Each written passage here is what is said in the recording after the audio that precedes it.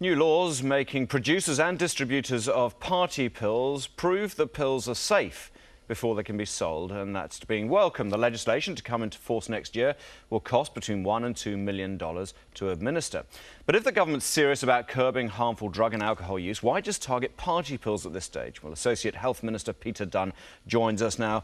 Minister or Associate Minister, will this be the end of the dangerous party pills?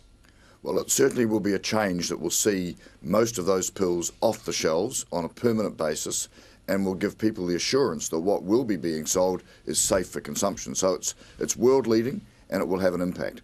Are the pills that dangerous? We look at the statistics of the number of people being hospitalised, and they're not that dramatic.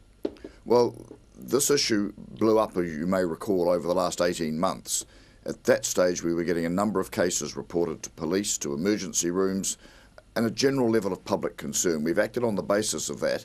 As a consequence, you've seen those numbers of incidents drop quite considerably, and a lot of the concern and the angst that was out there has been diminished as a result. So it was the right thing to do. It's interesting to note now that other countries like Britain, for example, are very much following the New Zealand example. And that's good news, isn't it? Now, drug experts have been saying the possible outcome of this could be to see people who want to go for their fix of some sort move on to other illicit drugs.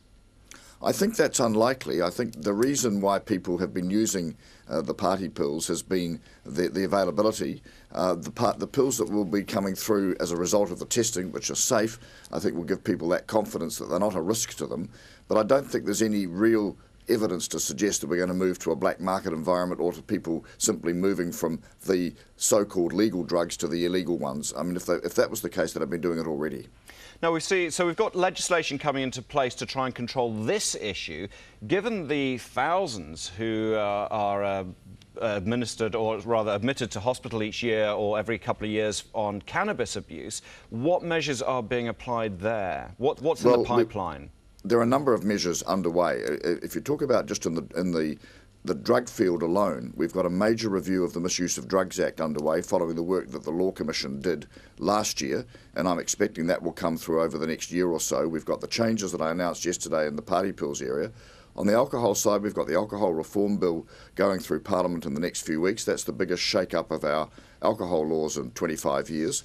And on the tobacco side, my colleague Tariana Turia has been waging a very strong campaign there to make New Zealand smoke-free by 2025. So if you look at the whole range of measures, there's quite a big push in place to reduce the level of dependence New Zealanders have on a variety of drugs, legal and not so legal. Can I just ask you about the alcohol? You say there's a big push, though. Law Commission's made recommendations, as have other experts, that one of the measures when it comes to alcohol should be the minimum pricing, but that is not being driven through in this legislation.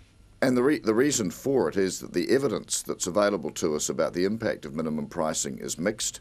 If we were, for example, to follow the British model, we'd be ending up reducing prices, which seems to be completely contrary to the policy mix. What's important is to get a range of measures that actually work. And what the focus of the Alcohol Reform Bill is about is firstly giving local communities more control over the siting and the type of alcohol outlets in their communities. Secondly, giving parents more control over situations where young people might be at risk. And thirdly, putting tighter controls on displays and promotions in off-licensed premises. So it's quite a range of measures, most of which was recommended by the Law Commission. OK, well, we will be looking a lot more at the measures for alcohol. However, big tick on the party pills front. Thanks very much, Peter Dunne. Thank you very much indeed.